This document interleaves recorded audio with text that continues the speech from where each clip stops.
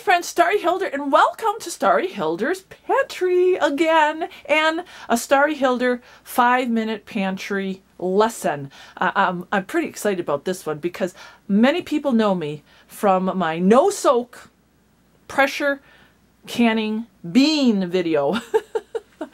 Trying to convince people out there that there's a better way to can your beans, like your kidney beans, your pinto beans, your turtle beans. So many people, and I remember this years ago, you know, you take your beans, you got to soak them overnight, or you got to pre-cook them, and then you got to put, yada, yada, yada. I'm thinking, oh, there's got to be a better way. When I started canning, I'm thinking there's got to be a better way. Lady Homesteader was canning her beans and doing a no-soak method. I was like, no soak? Are you kidding me? And then I was skeptical, but it worked. It worked. Took those dry beans, no soak, and poured hot water over them, and then I pressure canned them, and voila, I got jars and jars and jars and jars of canned beans. Canned beans. Isn't this wonderful? But after that video, a lot of people have still contacted me with a couple questions that are in the forefront when it comes to canning the beans and using them. And the first thing that I want to point out with canned beans, and I'm panning here because this is one of the things that you're going to see in canned beans. See, these are my kidney beans. They're cloudy. Look at that. See? They're cloudy.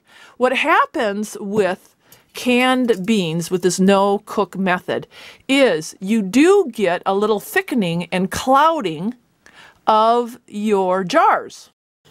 Doesn't mean your beans are compromised. Doesn't mean that they've got botulism in them. That is just how they can up. I have found that it doesn't make any difference if I put in a little bit too much water or maybe a little less water. It just seems that they do thicken up like that. So when you open up your jar of canned beans, what I always do is I rinse them. And as soon as I rinse my beans, they're beautiful. They're beautiful and they're ready to use. So don't be discouraged or wonder if these are bad. They're not bad. This is how those beans often will can up. Now, here's a jar, and I want to point this out too. Every now and then I'll get a jar where there's not enough water in it. See? You can kind of see in this jar. This has been canned for a while. Oh, well, is this ruined too? No, it's not ruined. You will find when you open up the jar that has less than ideal water in it, and say just sucked up, you just put in maybe too many beans, it happens. Those top ones may be a little dry. You can either just skim them off the top and throw them out, or, you know, just mix them up in the pot. If you're making soup or something, no problemo. But there's nothing wrong with the integrity of the food that is inside this jar. But just know that that happens. Are very precise. You can be off a bean or two. I try to say that 5 times really fast. You can be off a bean or two.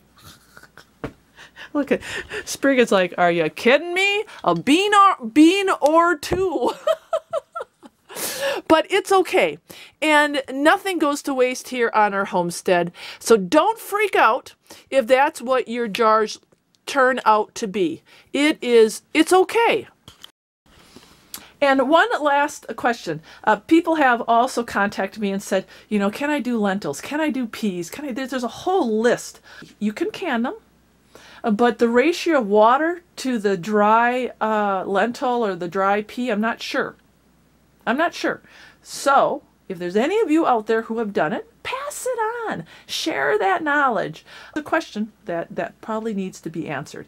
And the only other thing I will say, people have asked me, why all the beans, Starry? Why all the beans? And it is personally because beans do take a long time to cook. I buy them in bulk so I can save lots of money. I'll buy 50 pounds worth of beans. Boy, I save a lot of money.